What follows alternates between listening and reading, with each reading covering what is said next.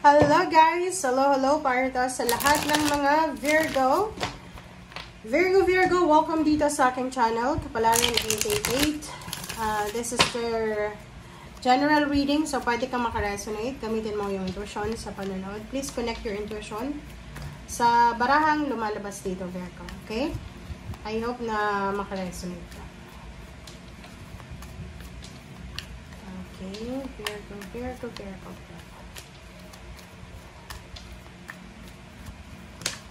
Alright. Number 4, discontent and boredom. Okay, Virgo, paki-comment sa comment section. Ganyan ba yung pakiramdam mo? Hindi ka kontento, nabobored ka, na-homesick ka, nalulungkot ka, umiiyak ka. Humarap ka kasi, 'di ba? Parang nakikita ko sir dito, kaya ka hindi kontento, kaya ka nabobored, kaya ka malungkot because hindi mo nakikita kung ano yung nasa paligid mo eh. Nakatalikod ka kasi. So ibig sabihin yan, you need to appreciate kung ano yung naandyan sa kapaligiran mo. Okay?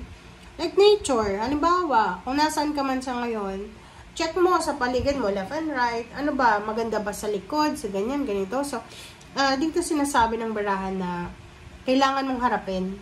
Okay? Kung ano man yan na rason kung bakit hindi ka kontento, hindi ka masaya, malungkot ka, disappointed ka, bored ka, you need to face it. Okay? Kailangan mong harapin. Tingnan natin. This is for Virgo.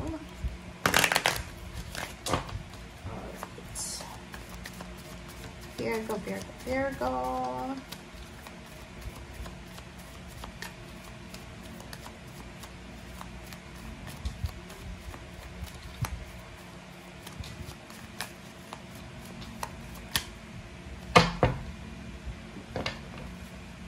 Okay.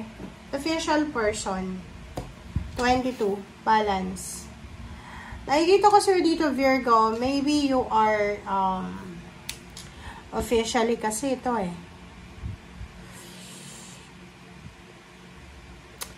Meron ditong Virgo na hindi siya masaya.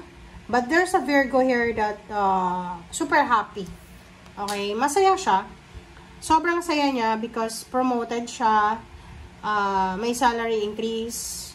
And officially married na siya. Or officially, ano na siya, hired or kung ano pa man, or officially, yun, kasi parang, like for example, kung isa kang police, militar, pwedeng, ano ka na, na-promote ka.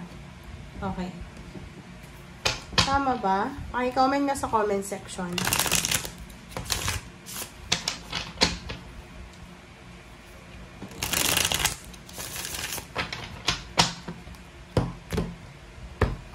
Okay. First card natin is the Sun. Judgment. Titingnan ko yung mga baraha mo, Virgo, ha? Kasi contradicting siya eh.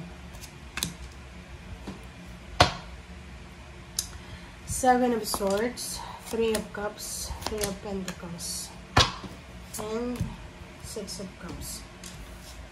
Alright.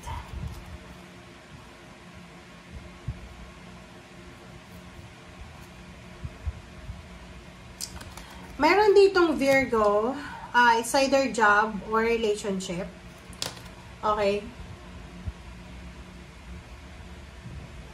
Nakikita ko sa'yo dito na maybe relationship siya or job. Maybe may bago kang trabaho or may bago kang relationship.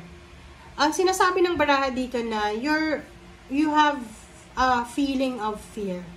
Parang natatakot ka. And sinasabi ng baraha sa'yo na possible na medyo disappointed ka because natatakot ka na posibleng yung plano mo ay hindi mangyari. And yung 6 of Cups dito, sinasabi na parang gusto mong bumalik sa dati. Yung halimbawa na may isa ditong Virgo na sa ibang bansa ka na, like kararating mo pa lang sa ibang bansa, or maybe kakalipat mo lang ng bahay.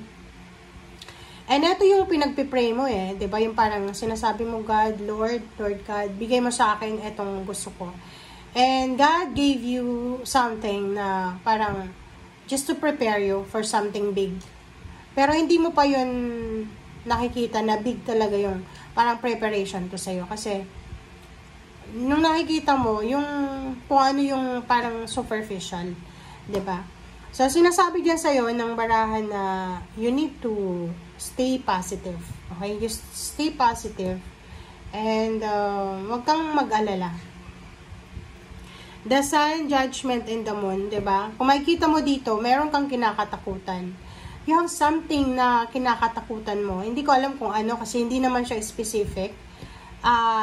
Pero, sinasabi ng barahan na ipaglaban mo. It's either this is your dream, parang natatakot ka na baka yung pangarap mo sa buhay ay hindi mo na makuha. Natatakot ka na baka yung mga plano mo sa buhay ay hindi na matuloy. And yung Four of Cups dito, sinasabi ng Four of Cups na kailangan mong maghintay. Hindi ka dapat yung nagmamadali. Okay? Yung Judgment and the Sun, sinasabi ng barahan na yung decision making natin, yun yung pwedeng magdala sa atin ng kaligayahan. Or hindi natin dapat ilagay ang sarili natin sa parang uncertainty, parang ganun. Like, halimbawa, yun, may mga ino-offer sa'yo na trabaho, or negosyo, or love life. Tapos, nandun ka na sa sitwasyon na yun. Tapos, hindi ka masaya. Kasi, hindi ito yung ini-expect mo eh. You're expecting something big, or something good, or something soft, or parang ganun lang, smooth. Pero, hindi mo alam na yung binigay pala sa'yo ngayon is preparation yun para sa future mo. So, sinasabi ng baraha sa'yo na just go with the flow. Okay? Just pray. Don't forget to pray. Don't forget to pray. Don't forget to thanks God and be grateful. Kasi the more na grateful ka, the more na bibigyan ka ng Panginoon. And ang nakikita ko naman sa'yo, wala namang masyadong masama. Wala namang masyadong masama na pwede kang katakutan. Ang nakikita ko lang is you're having fear about sa future mo. Okay, na masyado, di ba? Four of Cups. Dalawa yung Four of Cups mo dito, guys. Okay, so tingnan mo.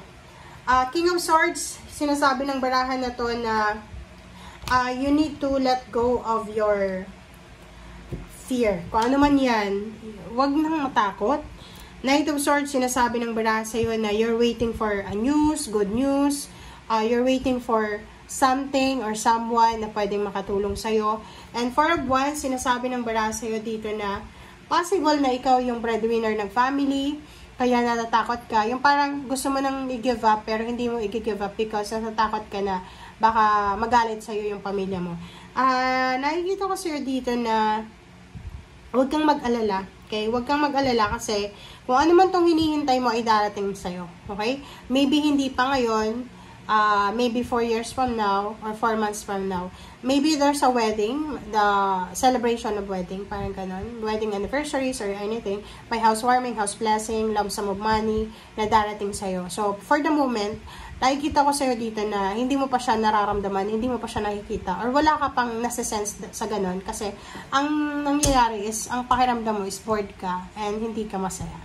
Pero pag pumasok na yung blessings na to, yung parang ganito lang, yung small lang, yung parang beginning lang, sobrang ma-appreciate mo yun and magbabago yung takbo ng isip mo. So for the moment, just let go, let God, let it flow, and protect yourself. Protect yourself from negativity. Kasi the more na maging negative ka sa thinking mo, nagsisimula kasi yun sa utak eh, diba? Yung sa pag-iisip natin ng negative, magsasalita tayo ng negative, gagawin natin yung negative, so parang magiging habit na natin siya. So, dito sa The Sun mo, sinasabi ng baraha na it's up to you. The decision is yours.